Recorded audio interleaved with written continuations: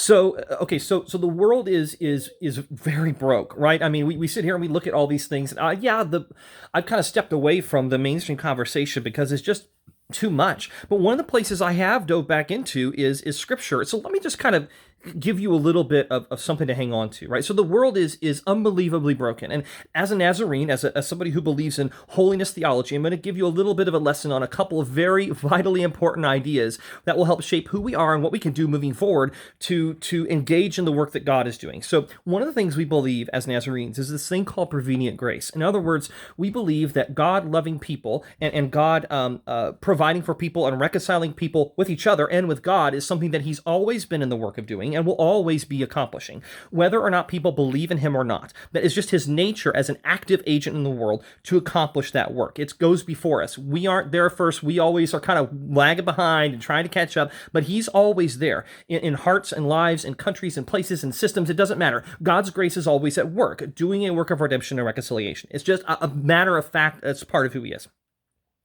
The other thing we believe is that it is God who is capable of accomplishing this work, that we're incapable of making everything right on our own. If it's left up to us, we get, frankly, what we've always gotten, and that's more brokenness and more brokenness and even more brokenness. But God, who goes before us with grace, is capable of accomplishing the entire work of holiness. It says that he who is faithful, he who is capable, who will accomplish the work in you. that he who is able will accomplish the work. He started it in you, and he is more than capable of finishing that work, regardless of our involvement or who we are. In other words, God is so powerful, and his spirit has been poured out on all flesh, and his grace goes before, and he's the only one who can accomplish the work of holiness, that he doesn't need the church to accomplish that work. He's going to accomplish it regardless. But we as Christians, we as people who have received this grace, embrace this grace, and teach this grace, in whom the work of God and the work of holiness is being accomplished in our lives, can react and follow Christ wherever he goes. And where prevenient grace is, there we should also be.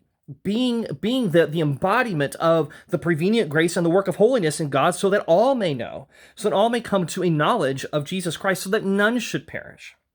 The beauty here is this: if it's God who accomplishes the work of holiness in our lives, we don't have to be the gatekeeper. We don't have to tell people that they aren't going to get in because of their actions, or because of their sin, or because of their orientation, or because of whatever. We don't have to do that. That's all up to God. He's been at work doing this before we were here. He'll be at work doing this after we're gone. And that's the beauty of it all, is that if he wants everybody to be there, we rejoice. But what if we lead people astray? What if we give them a false sense of hope? In Jesus, there is no such thing as a false sense of hope. Either Jesus is our hope, or there is none. There is no such thing as a false sense of hope when it comes to Jesus. He is our hope. He's the only one who could do this anyway. Does that mean the law has no place? No, but it means that the person of Jesus, as he said, is the fulfillment of the law, of all the things we try to do right and wrong. He is the fulfillment. He is the one who's accomplishing this work. He is the ultimate judge. I mean, our hope really is in a God who exemplifies his character and his grace to us and his work of holiness in the world. So why are we so concerned with defending the faith, taking up arms to defend the Christian way, instead of following the way? Why are we so concerned with politicizing everything instead of just following Jesus where he's going? We ask for God to come and to do a work of holiness in the world in which we're around, and God's like, I'm already doing that. I was doing that before you were here. I'm going to do that after you're here. Right now, I'm over here doing this work. I'll certainly continue a work in your life.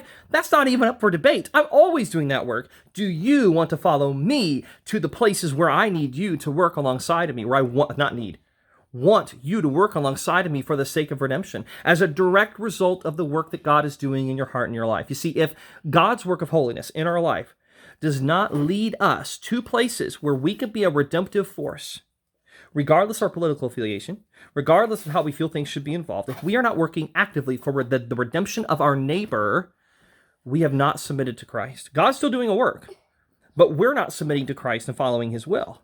He's still going to do a work, because again, it's that grace thing. Like, he's just always going to work towards grace. You see, what I want for this kid right here, say hello, everybody. Say hello, everybody. What I want is for this kid right here to understand how big the grace of God is.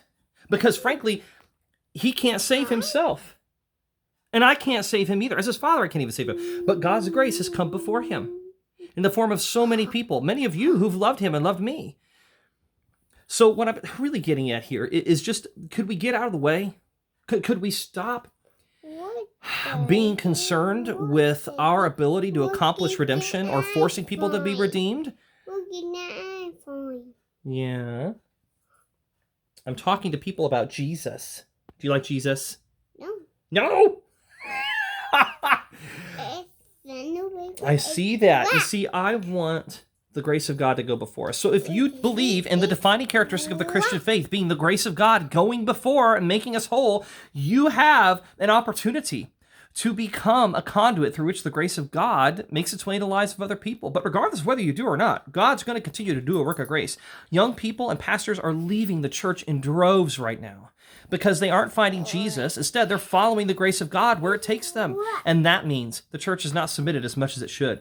God's still faithful. He's still going to do a work of holiness in the life of the church regardless of who's there or not, because God is faithful and he's poured out his spirit on all flesh. But we should be very, very intentional about submitting to that grace. And instead of guarding a gate, let's fling the doors wide open and let Christ sort it all out.